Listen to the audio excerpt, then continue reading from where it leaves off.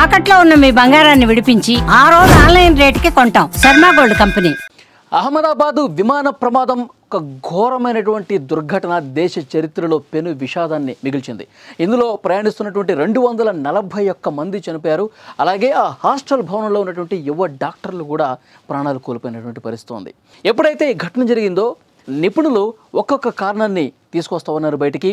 ఏం జరగచ్చు అన్న విషయానికి సంబంధించి 8 టెక్నికల్ టీమ్స్ పనిచేస్తూ ఉన్నాయి.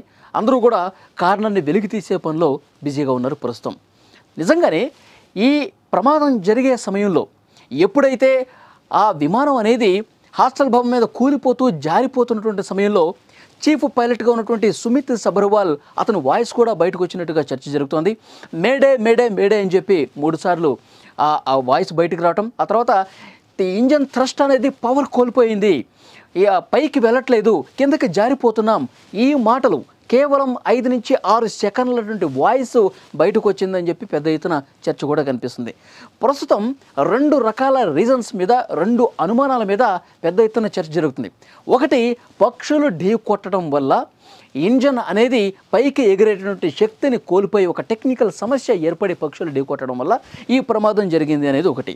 రెండోది, చాలా అతిపెద్ద బలమైనటువంటి కారణం, అనుమానం, కల్తీ ఇంధనం వల్ల, ఏదైతే విమానంలో యూజ్ చేసేటువంటి ఫ్యూయల్ కల్తీ జరగటం వల్ల ఇంజన్ ఫెయిల్ అయింది.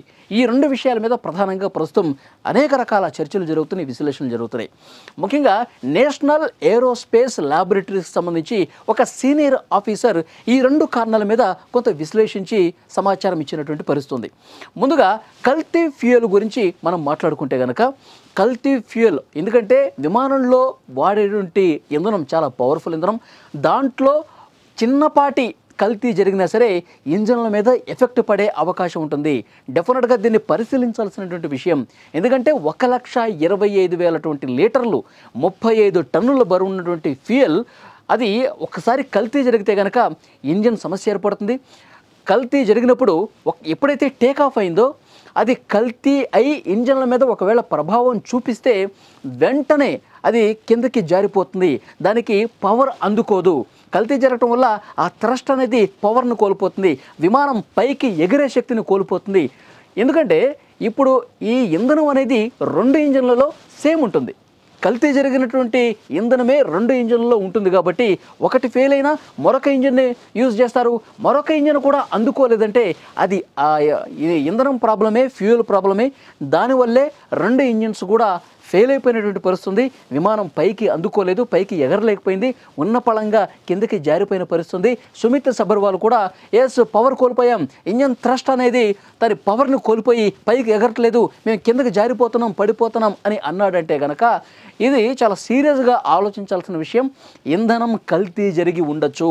కల్తీ జరగటం వల్లే, ఎందుకంటే 2 ఇంజన్స్ మీద ఒకేసారి ప్రభావం పడిందంటే కనుక ఇంధనాన్ని అనుమానించాల్సినటువంటి అవసరం ఉంది అని చెప్పి ఆ ఆఫీసర్ చాలా బలంగా నొక్కి చెప్తున్నటువంటి పరిస్థితి.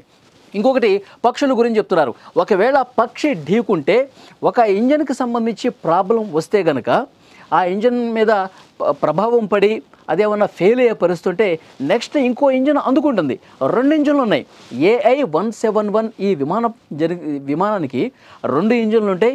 ఒకటి ప్రాబ్లం ఏర్పడితే పక్షి వల్ల రెండో ఇంజన్ వెంటనే అందుకుంటుంది. వెంటనే అందుకుని పైకి ఎగిరేందుకు దోహదపడుతుంది. పైలట్లు అలర్ట్ అవుతారు. రెండో ఇంజన్ నుంచి ఆటోమేటిక్గా అది అందుకుని పైకి ఎగురుతుంది, సేఫ్గా గమ్యస్థానానికి చేరుకునే పరిస్థితి ఉంటుంది. ఎట్ ఏ సేమ్ టైం ఒకేసారి 2 ఇంజన్లు పక్షులు ఢీకొనే అవకాశం లేదు. కాబట్టి ఒక ఇంజన్ని ఢీకొని ప్రాబ్లం వస్తే రెండో ఇంజన్ సజావుగా నడిచే పరిస్థితి ఉంటుంది. ఒకేసారి పక్షులు అనేవి 2 ఇంజన్లను ఢీకొని 2 ఇంజన్ల మీద ఆ ప్రభావం పడి ఆగిపోయే పరిస్థితి ఉండదు. పక్షుల గురించి ఆలోచించాల్సిన అవసరం లేదు. కేవలం ఇంజన్లు 2 ఒకేసారి ప్రాబ్లంలో వచ్చినాయి అంటే కనుక అది ఇంధనం కల్తీ జరిగి ఉండొచ్చు. మోస్ట్లీ 90% దానికి అవకాశం ఉంటుంది. చిన్నపాటి కల్తీ జరిగినా సరే ఇంజన్లలో ప్రాబ్లం అవుతుంది. ఇంజన్ సరిగా పనిచేయనటువంటి పరిస్థితి ఉంటుంది. కాబట్టి ఇంధనాన్ని ఎక్కువ అనుమానించాల్సిన అవకాశం ఉందని చెప్పి ఆ సీనియర్ ఆఫీసర్ చెప్తున్నటువంటి పరిస్థితి. సో చూద్దాం ఏం జరగబోతున్నది.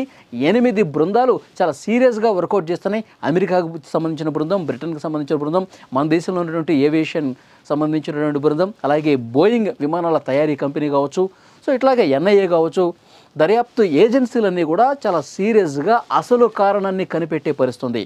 కాక్పిట్ వాయిస్ రికార్డు ఆల్రెడీ సేకరించారు, దాని మీద విశ్లేషణ జరుగుతున్నాయి, ల్యాబ్కు పంపించారు, మొత్తం కూడా ఆ వాయిస్ని విశ్లేషిస్తున్నటువంటి పరిస్థితుంది.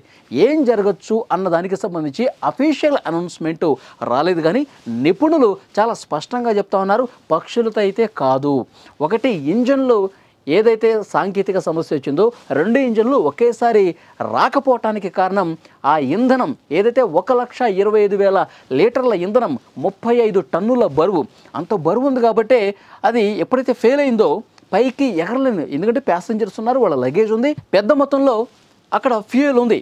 సో 35 టన్నుల బరువు. సో డెఫినెట్గా ఈ బరువు ఆ పవర్ అందుకోలేని కారణంగా మెల్లమెల్లగా కిందకు జారుకుంటూ హాస్టల్ని ఢీకొన్న పరిస్థితుంది. ఈ ఘోర ప్రమాదం పెను విషాదం జరిగిన పరిస్థితుంది. ఇప్పటి వరకు 275 మందికి పైగా చనిపోయి అతిపెద్ద విషాదంగా దేశ చరిత్రలో మిగిలిపోయినటువంటి పరిస్థితుంది. సో చూద్దాం, అసలు కారణం అనేది ఒక వారం రోజులు బయటకు వస్తుంది, అప్పుడు మళ్ళీ విశ్లేషించుకోవాల్సినటువంటి అవసరం ఉంది. ఈ వీడియోకి సంబంధించి డెఫినెట్గా మీరేమనుకుంటున్నారో కామెంట్ రూపంలో తెలియజేయండి. కల్తీ ఇంధనం వల్లే ఈ ప్రమాదం జరిగి ఉండొచ్చు అని చెప్పి మీరు అనుకుంటున్నారా?